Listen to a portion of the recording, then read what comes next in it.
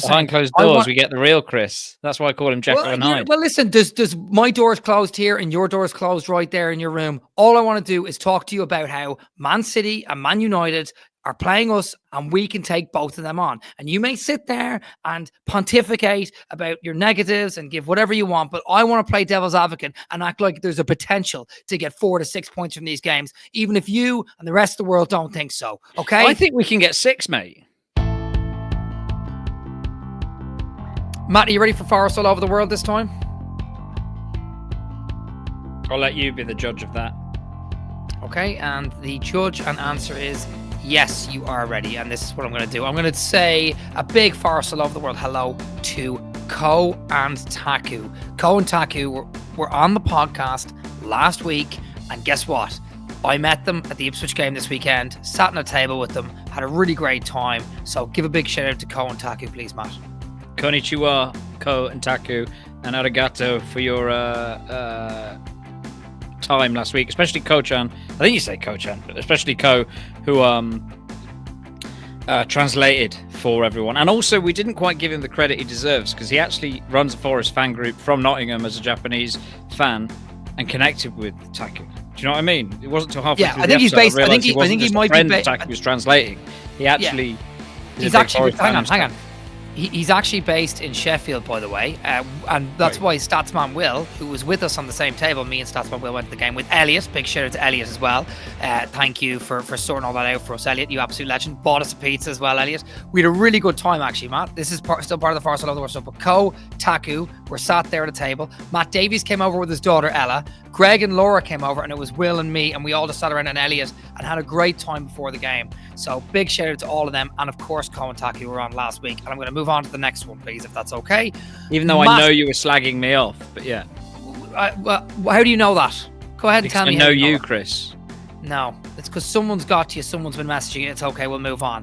You slag me off all the time. Next, big shout out to Dave Sanders. We did our halftime thing where I went down at the Upper Boyne Clough and had a pint with him. And Statsman Will and him had a good natter about cricket. And Emma came along and said hi. Shout out to you as well, Emma. And then a massive shout out to James at the bar afterwards, to Clint, Ray, David, and Kira, who legendarily drove me from Birmingham Airport. Clint drove, but David and Kira, his niece and nephew, were in the car. Irish Forest fans, lots of Irish Forest fans flying over from Birmingham, by the way. It was great to see early hours in the morning. They drove to Birmingham with me, and Adam Wicklow from outside of the Trent drove me back to Birmingham Airport the next day like an absolute champion.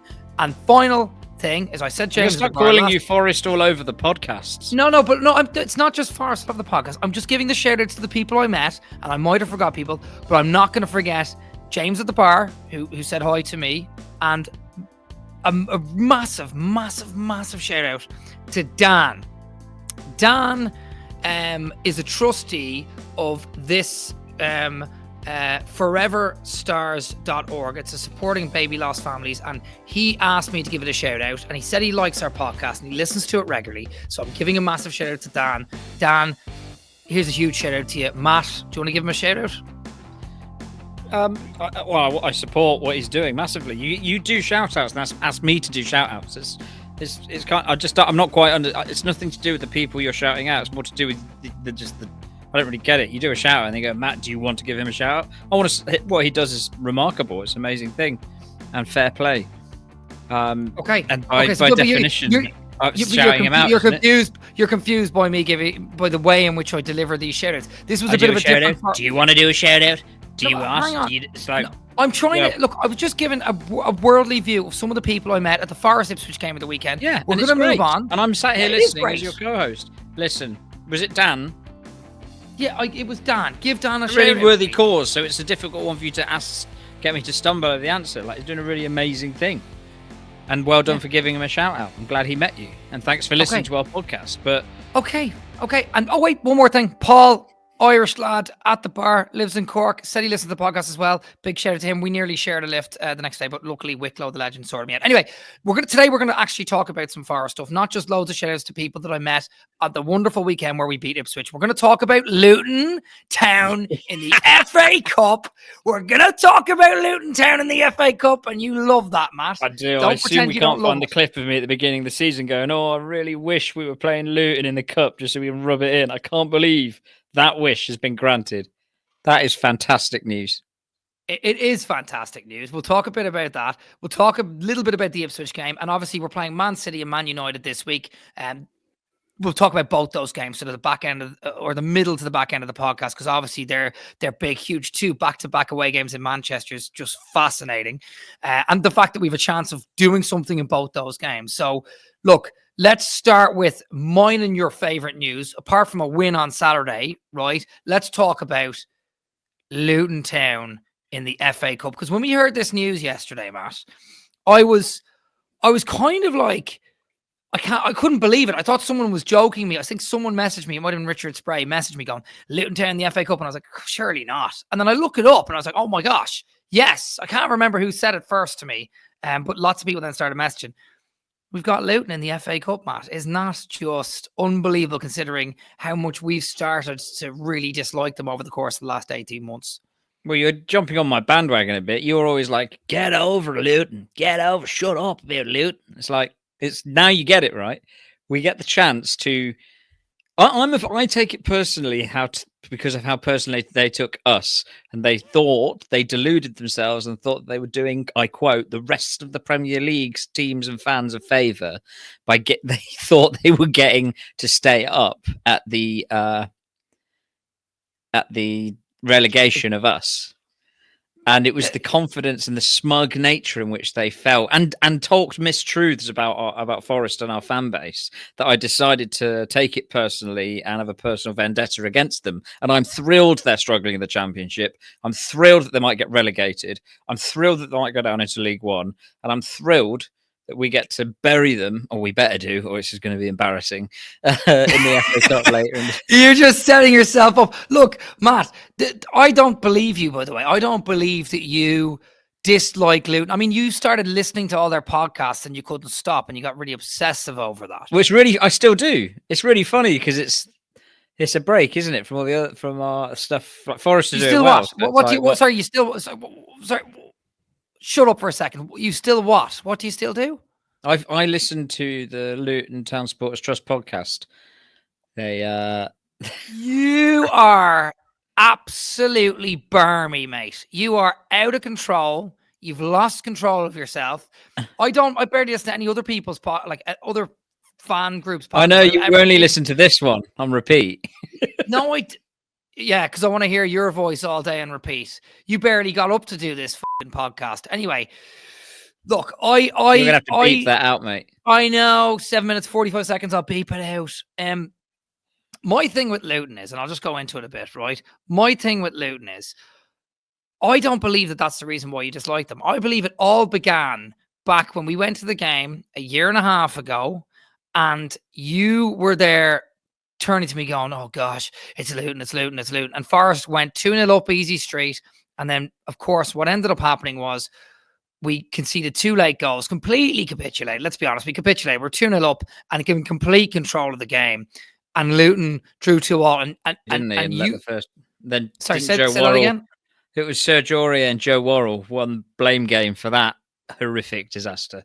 Yeah, well, I believe that that's where that comes from. By the way, speaking of the blame game, there's no blame game for this weekend's game, ladies and gentlemen, because we beat Ipswich. Although, actually, no, there is a blame game, and the blame game's winner is Matt. You're the winner of the blame game for locking me out of the house that you promised I could stay in at the weekend.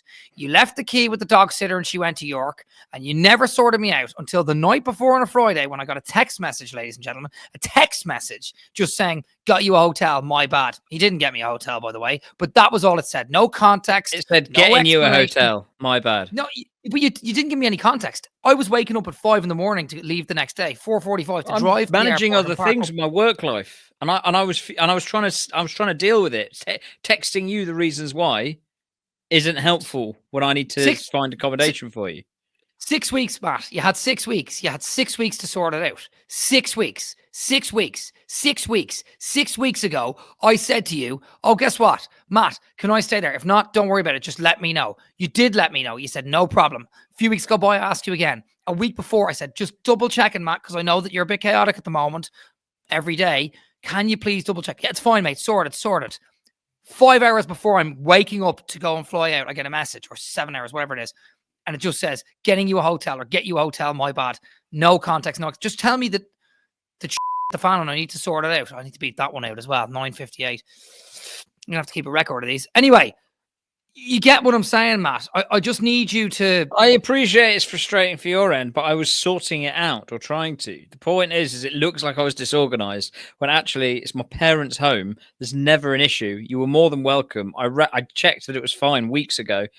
And this is really tedious for everyone to listen to, Chris, but I actually did organise it. It just so happens the person that was staying in the house had taken the dog to York for the whole weekend. And when I messaged her about you coming to check we could sort the key out, she was apologetically going, oh my God, I've got the key and I'm in York. And I was like, don't worry about it.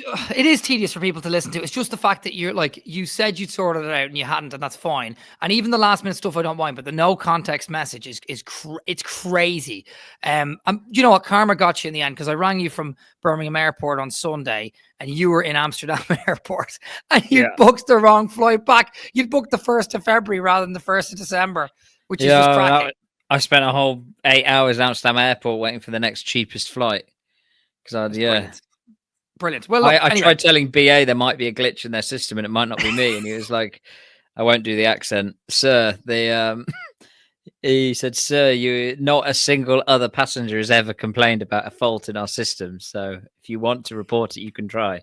I don't think it is. And I was like furious. I know you as well, looking for the way out. I can tell. I wasn't on a podcast. I'd have done the accent as well. Right. Anyway, right, let's get back. Well, look, the Ipswich win was a really nice thing, right? I know I spoke about the people I met in the journey, and I know everyone's probably talked about it. But as far as wins go, I've spoke about this a million times. I am not the person that wants, a 3-2 win or even a 3-0 West Ham win. I know you loved that game. You were at it. I love a penalty goal, 1-0, scrappy. They get a corner 97th minute. There's a bit of jeopardy and we keep them out and they're very frustrated and they didn't score a goal. I love that kind of win. Do you not? No? There's no way on earth that you weren't sat there until the final whistle after the penalty. And I'm sure there'll be witnesses to bear witness to this. You going, it's fine, we'll concede, but it's fine, we'll draw. I'll take a draw now. I bet you said that. No, I didn't. I changed my tune. There was Statsman. Did you or did you not say that sort of thing? Okay, I'll give you some context. Statsman will. Shut up for a second, and I'll give you the context. Did you or did you not say it, Chris? No, that's not what. No, I did not say that. No, I did not say You didn't say it once. Once we were 1-0 up, and play out the rest of the game, you didn't once go, I'll take a draw. I actually don't think I did, but now I'm starting to think that you think I did because you spoke to Will about it or something. I know you, Chris, better than you know yourself. I don't think you know anything or anyone, to be honest with you, mate. But I'll tell you the truth. I'll tell you what actually happened. Statsman Will and me were both just like nervous wrecks, and he's a lot more logical than I am, right? And what actually happened is partway through the game, I was there saying about like loads of the Ipswich players. I was going, don't worry, Darrell O'Shea, he's slow, he's Irish, I know it. Like having a go with the Irish Ipswich players who just completely inverting. And then I was like, Smodix, he can have an off game. He can have an off game. So I was doing all that. And then Will was doing this thing of going, when we got the penalty, he goes, oh God, we just hope we don't miss it. I hope we don't miss it. And I turned to him and put my arm around. I go, don't worry, it's fine. If we miss it, penalties get missed in games. We'll have more chances. We've been better second half so far. We're on top of them right now. We'll get our chances again. Don't worry, that's the way it is. And then it completely flipped reversed at the back end of the game when Nuno switched his tactics to bringing Morato on. The thing he's done and that has worked pretty much all season away from home, he did it. And I go, if this doesn't work, I mean, this is it for this. We're not doing this anymore, sitting back, absorbing. And then Will goes, well, if it does work, it's genius like it has been before. And I was like, yeah, whatever. And then it worked. And I went, it was genius. Like two of us, just absolute messes. Elliot had to watch on in horror next to us. Bless his heart. I'm going to ask Elliot because he'll know if you said it or not. And I'm going to ask Statsman Will. And anyone else, Because I know I've sat with you in that stand before. People get irritated with your running commentary of the game. They come and watch the football themselves and have a chat Hang on. quietly with their mates in the stands and enjoy the football. And you piping up like you're some sort of expert. I'm not talking like I'm an expert. I can't help myself. And do you know what? Matt Davies was actually a few rows behind me with his daughter, Ella. And I was thinking in my head, I was like, I think he doesn't, I think he was saying, I don't know if he mentioned before when he went to a game a couple of times with a few people that talk a lot. And I was like, I'm one of the worst people, but I actually have improved a bit. I genuinely improved in that game. There's less nerves around games. I thought you were going to say, why did you bring, you said that Matt was there with his daughter. Was he saying? No, what? he was a few. The reason I mentioned was his daughter saying, "Can you shut up, please?" You to me, no. Yeah. Well, maybe I don't know. No, I think probably. I suppose well, no, it was just a coincidence because it was a real coincidence that we happened to be sat a row between each other anyway. But no, look, it was good fun. We enjoyed it. Me and Will were a bag of nerves at separate parts of the game. I just love those kind of wins, and I think to talk about Forest, we spent 15 minutes not talking about actual football stuff, but to talk about Forest, I felt like I love those kind of games. Like we're in complete control. Yeah, you said that. So let's wrap that up. You love those kind of games. We don't believe you because I've highlighted the truth. I'm sure you don't love them. You just love them in hindsight. You would love it if we'd beaten them 3-0. Come on. On that note, we've got to play City tomorrow. By the way, night. can I yeah.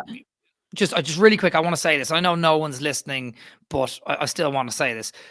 I always complain about away fans when they're really poor. Bournemouth, pathetic. Went to library stadiums like Brighton and Chelsea at times.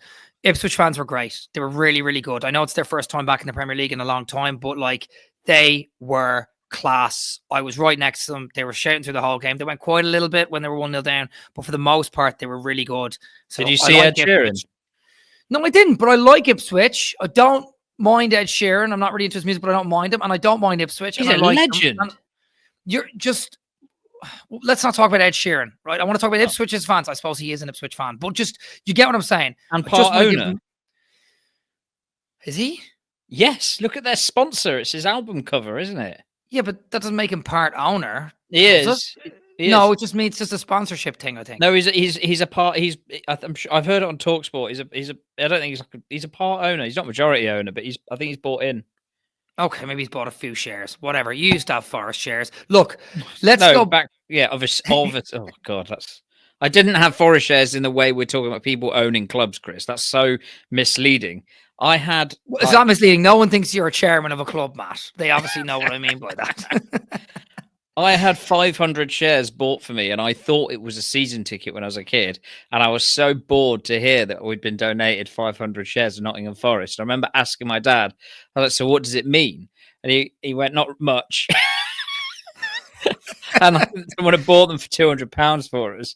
And by the time I was even in secondary school, so we're talking 97, I remember my mum and dad saying, well, they're not worth anything anymore. They were literally worth less than a penny. Because I don't really understand finances, and all that. Yeah, so tedious. I was just so annoyed that I had something with Forest on it, and it was shares. As a kid, it's like, what? Get me a jersey, get me a season ticket, get me something I can appreciate. Let me meet a player. Yeah. Right. And I did. Met Colin Cooper. His daughter went to primary school with me. Yeah, he was an absolute legend of Forest as well. Right. Man City you were talking about before I rudely interrupted you. Come on. Carry on. Go on. Man City tomorrow night, Chris. Well, let's talk about both games because we're not going to be getting back on here till next week. I mean, I've got nothing to say other than I was going to be able to had a chance to go to both games as an away fan, and because of the ridiculous travel prices in this country, especially to Manchester from either London or Nottingham, are just insane. So I can't go.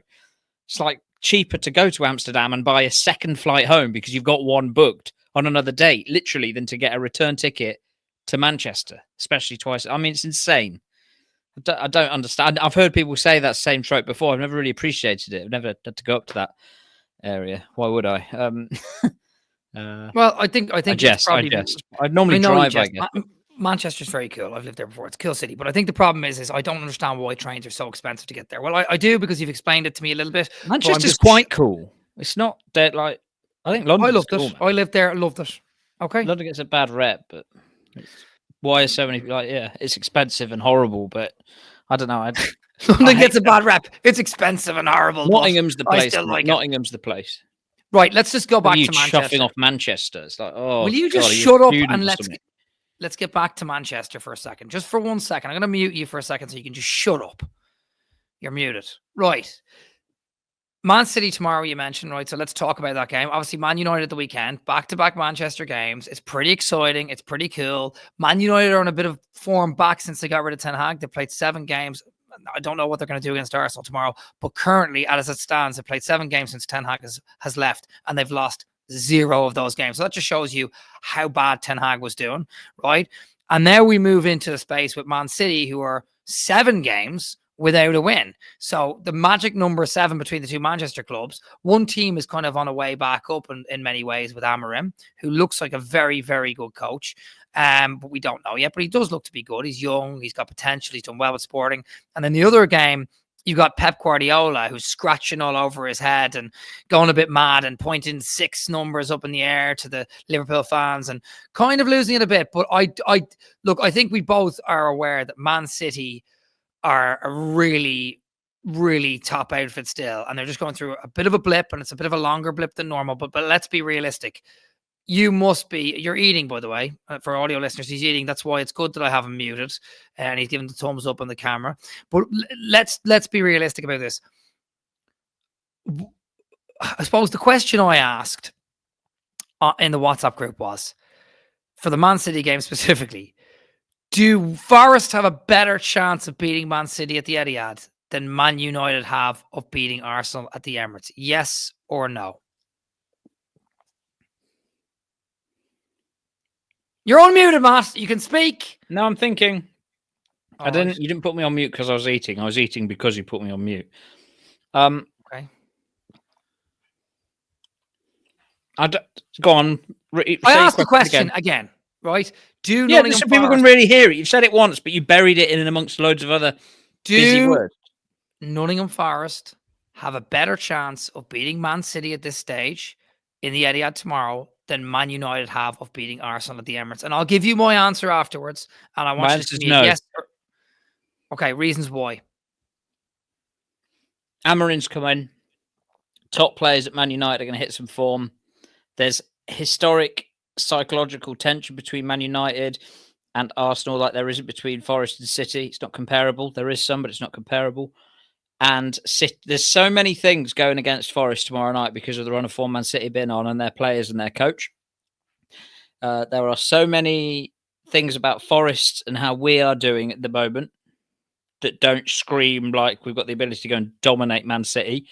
I think that we're looking to do the same thing we did against Liverpool. Despite what kind of run of form Man City are on, we have to be realistic about this. That's the way we win the game, is we keep it 0-0 for as long as possible, and then we try and break and get that goal. So I think we're looking to do the same kind of thing, and I think that involves players like Dominguez, Yates, even Anderson and Gibbs-White all playing in the same team. I think that's what that involves.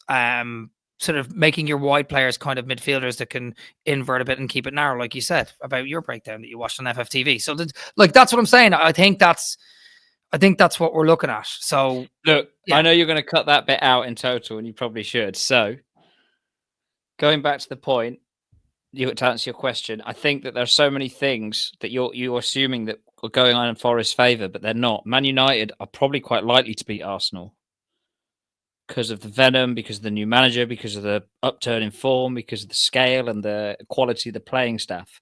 Forest have got quality of playing staff, but we've got people like Hudson-Odoi and Alanga out of form at the minute. We've got Taiwo not playing. Chris Wood's got a penalty. He didn't get any goals in the previous 2 games. I know he didn't play in one of them.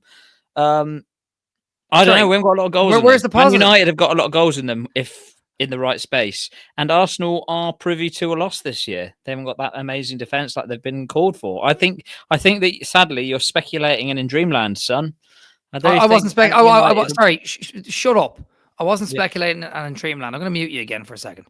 I wasn't speculating in Dreamland, all right? I was asking you a question. The answer I gave was actually originally similar to yours. Like, I have to say, I agree. I think Man United have a slightly better chance of beating Arsenal at the Emirates than Forest do of beating City at the Etihad, despite City's run of poor results.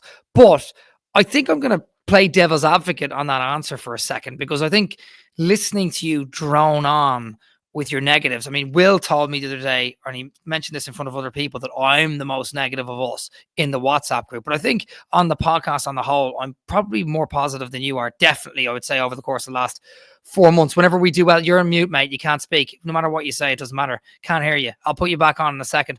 You wave your hands then. I can't hear what you're saying. I can't hear you. They can't. Okay, I'm putting you back in. I'm just going to keep talking. Go ahead then. Go on. You didn't even have to turn me on. I was going to say you don't like doing it on the podcast because you like to cover your you want to sound more balanced. When it's nothing to do with sounding more. It's nothing to do with sounding more balanced.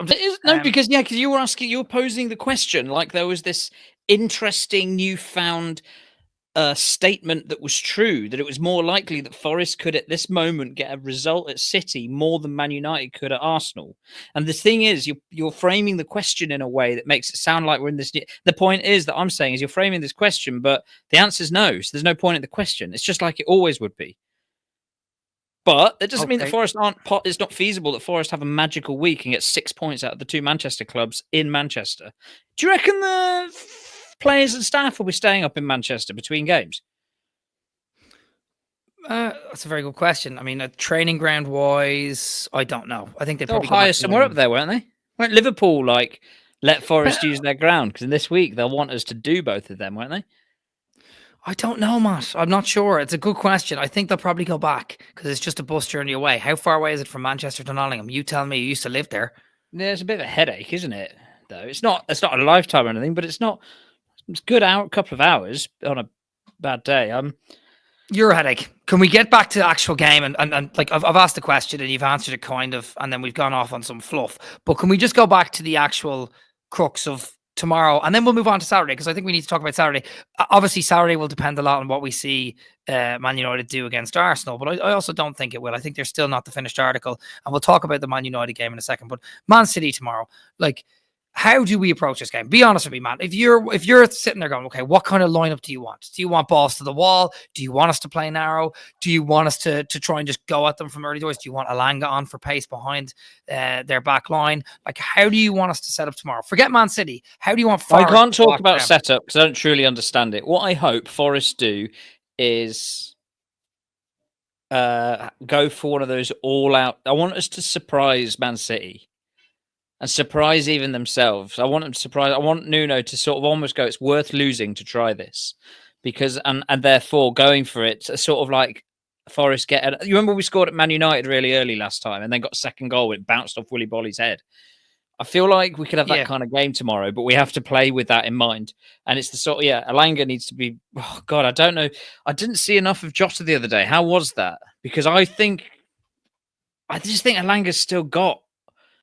Go on, tell me, how was Jota the other night? Because I didn't really see him against Ipswich. I've just listened to what people have had to say. Well, he started the game absolutely furiously. Like, he basically did it like a 1-2 with Chris Wood, went down the line, and I think won a corner pretty immediately, or a free kick. I can't remember. It was either a corner or a free kick. So he started the game absolutely furiously and did really, really well. And then, the rest of the game, he wasn't as in the game as I suppose we would have liked, but he won the penalty, Matt. Like, it was his little trickery in the box that won us the penalty. So you talk about big moments. How about we play Jota and Alanga then, and we drop Hudson-Odoi? Alanga on the left, Jota on the right, Gibbs White in the middle.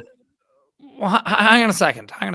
Well, we can get into that conversation. I'm just telling you what happened with Jota. I don't like the answer. And me and the listeners heard what you had to say. We don't need any more. But the answer is, Matt, the answer is our wingers aren't firing as they should be, and we're not just talking about. Well, exactly. That's why we're having this debate about which one we should probably pick tomorrow. Okay. Well, okay. We wouldn't be talking about them if they were firing, because we were like, great, it's this, it's this, it's this. Right. Well, then. So. No, yeah, but so what? But it depends what kind of formation and strategy we employ, because we might have. But I don't know. I mean, it's completely tedious to me, the idea of discussing that. I'm talking about what would be a fun and exciting experience. Hang on. The fun and exciting experience we had. We played Liverpool and we didn't play any wingers, Matt. There was no wingers in that game that we beat Liverpool in until the second half, when Alanga and Hudson-Odoi came on and looked really lively.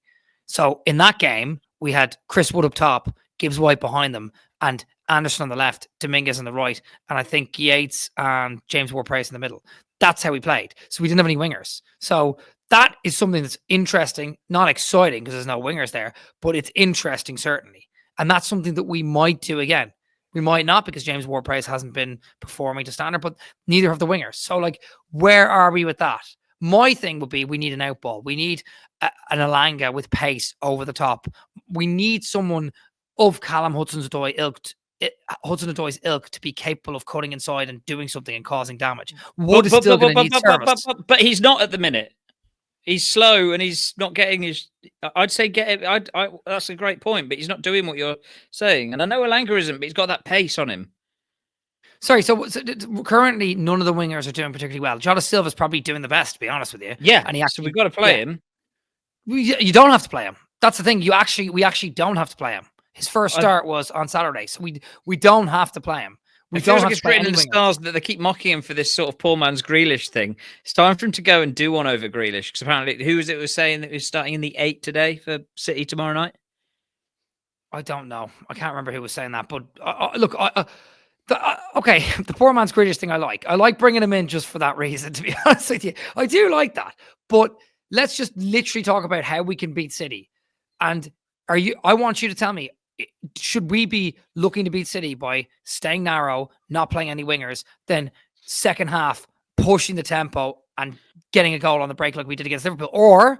Or should we beat City by starting our wingers, putting our best foot forward with our attack, trying to get Elanga behind the lines, I praying think and hoping Pep is going to and be believing?